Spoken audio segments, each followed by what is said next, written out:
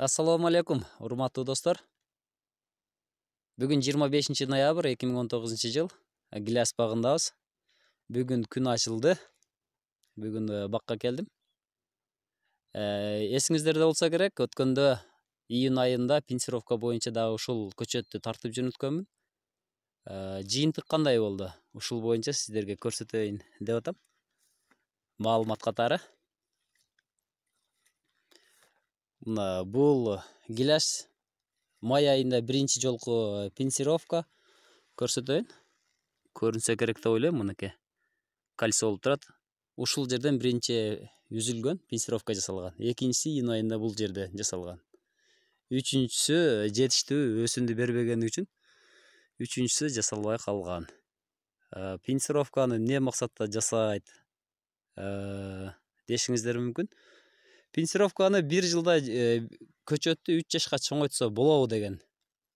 Болот. Биринчи пенсировка жасалган жерде мына жыйынтык. Мына кольцонун астындагы бүчүрдү көрүңүздөр.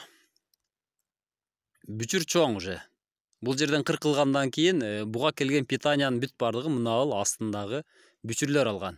Ошон үчүн бул экөөдөн, үчөөдөн чоң. Анакей. Бул жерге келгенден кийин мынакей булар касы да чоң. Мына үстүндөгүлөр бир аз бутак дагы, бүчүр дагы кичинерээк. Мына жыйынтык ушундай. Пенсировканын жыйынтыгы ушундай. 1 жылда көчөттү бир түз эле бутакты өстүрүп албай, кошумча бутагын дагы өстүрсө болот. Даракты бышырып алса болот бутагын. Дарак качан гана бутагы бышканда анан мөмө бере баштайт. Мынакей жыйынтыкты көрдүңүздөр. Кошумча KGB боюнча айта кетейин. Бул көчөттү KGB системасына салгыбыз келип турат.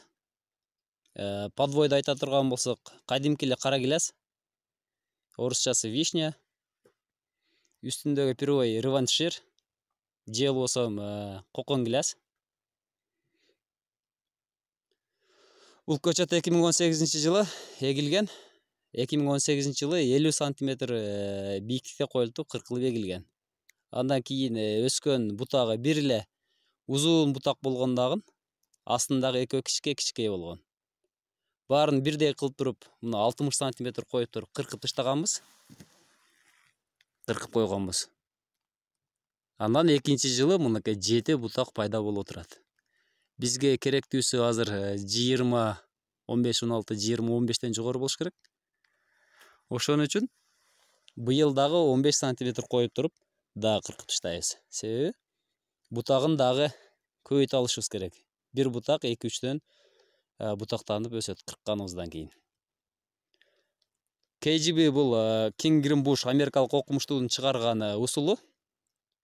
Бул усулда дарак мөмөнү сапаттуу берет, бийик өспөйт, жоон шак коюлбайт, мөмөсү сапаттуу болот, экспортко жакшы болот. Бир адам бир күндө 150 килограммдан 250 килограммга чейин мөмө тере алат.